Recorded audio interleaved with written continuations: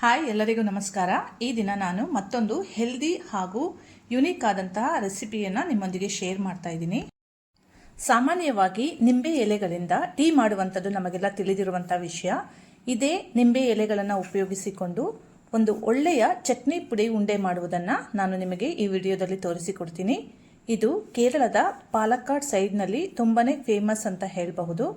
ಮಲಯಾಳಂನಲ್ಲಿ ಇದನ್ನು ವೇಪಿಲಕಟ್ಟಿ ಅಂತ ಕರೀತಾರೆ.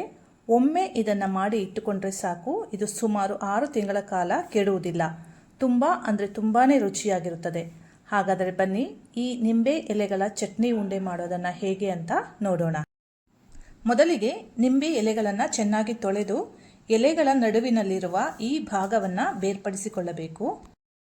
ಇಲ್ಲಿ ನೋಡಿ, ಎಲೆಗಳ ನಡುವಿನಲ್ಲಿರುವ ನಾರನ್ನೆಲ್ಲ ತೆಗೆದು ಈ ರೀತಿಯಾಗಿ ನಾನು ಇದನ್ನು ರೆಡಿ ಮಾಡಿ ಇಟ್ಕೊಂಡಿದ್ದೀನಿ. 1 ಹಿಡಿಯಷ್ಟು ನಿಂಬೆ ಎಲೆಗಳನ್ನು ತೆಗೆದುಕೊಂಡ್ರೆ ನಿಂಬೆ ಎಲೆಗೆ ಸರಿ ಪ್ರಮಾಣವಾಗಿ ಕರಿಬೇವು ಸೊಪ್ಪನ್ನು ಸಹ ತೆಗೆದುಕೊಳ್ಳಬೇಕು. ಈಗ ಸ್ಟವ್ ಮೇಲೆ ಬಾಣಲಿಯನ್ನು ಇಟ್ಟು ಅದು ಬಿಸಿಯಾದ ಮೇಲೆ ಅದರಲ್ಲಿ ನಿಂಬೆ ಎಲೆಗಳನ್ನು ಹಾಕಿ ಎಲೆಯಲ್ಲಿರುವ ನೀರಿನಂಶ ಎಲ್ಲ ಹೋಗಿ ಈ ರೀತಿಯಾಗಿ ಕ್ರಿಸ್ಪಿ ಆಗುವವರೆಗೂ ಸಣ್ಣ ಉರಿಯಲ್ಲಿ ಹುರಿದುಕೊಳ್ಳಬೇಕು. ನಂತರ ಇದನ್ನು ಒಂದು ಪ್ಲೇಟ್ಗೆ ತೆಗೆದಿಟ್ಟುಕೊಂಡು ಕರಿಬೇವು ಸೊಪ್ಪನ್ನು ಸಹ ಇದೇ ರೀತಿಯ ಹದ ಬರುವ ತನಕ ಹುರಿದು ಇದನ್ನು ಸಹ ಹುರಿದಿಟ್ಟ ನಿಂಬೆ ಎಲೆಗಳ ಜೊತೆಗೆ ಮಿಕ್ಸ್ ಮಾಡಿಟ್ಟುಕೊಂಡಿದ್ದೀನಿ. ಈಗ ಇದೇ ಬಾಣಲಿಗೆ 2 ಟೇಬಲ್ ಸ್ಪೂನಷ್ಟು ಉದ್ದಿನಬೇಳೆ, 2 ಟೇಬಲ್ ಸ್ಪೂನಷ್ಟು ತೊಗರಿಬೇಳೆ, 10 ರಿಂದ 15 ಒಣಮೆಣಸಿನಕಾಯಿ ಹಾಕಿ 1-2 ನಿಮಿಷಗಳ ಕಾಲ ಹುರಿದು ನಂತರ ಇದಕ್ಕೆ 1 ಟೇಬಲ್ ಸ್ಪೂನಷ್ಟು ಧನಿಯಾ ಕಾಳನ್ನು ಸೇರಿಸಿ 1 ನಿಮಿಷ ಬಾಡಿಸಿಕೊಳ್ಳಬೇಕು.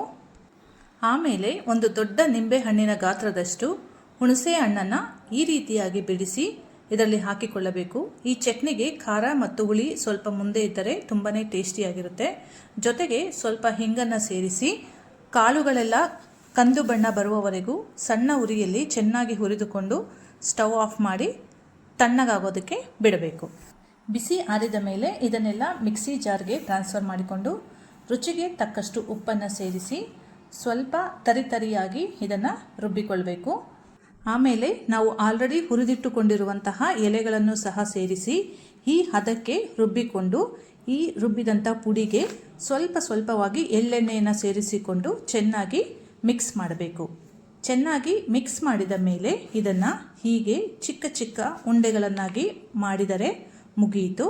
ಒಂದು ಹೆಲ್ದಿಯಾದಂತಹ ನಿಂಬೆ ಎಲೆಗಳ ಚಟ್ನಿ ಉಂಡೆ. ಇದನ್ನು ಅನ್ನದ ಜೊತೆ ತಿಳಿ ಸಾರಾಗಲಿ, ರಸಮ್ ಆಗಲಿ ಅಥವಾ ಮೊಸರಾಗಲಿ ಒಂದೇ ಒಂದು ಉಂಡೆಯನ್ನು ಕಲಿಸಿಕೊಂಡು ತಿಂದರಂತೂ ತುಂಬ ರುಚಿಯಾಗಿರುತ್ತದೆ. ಸ್ವಲ್ಪನೂ ಸಹ ಕಹಿ ಇರುವುದಿಲ್ಲ.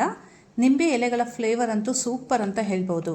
ಇದನ್ನು 6 ತಿಂಗಳುಗಳ ತನಕ ಇಡುವುದಿರಲಿ, ಒಂದೇ ವಾರದಲ್ಲಿ ಖಾಲಿಯಾಗುತ್ತದೆ. ಒಮ್ಮೆ ಟ್ರೈ ಮಾಡಿ ನೋಡಿ ಅಂತ ಹೇಳ್ತಾ ಈ ವಿಡಿಯೋವನ್ನು ಇಲ್ಲಿಗೆ ಮುಗಿಸ್ತಾ ಇದ್ದೀನಿ. ವಿಡಿಯೋ ನೋಡಿದವರೆಲ್ಲರಿಗೂ ಧನ್ಯವಾದಗಳು.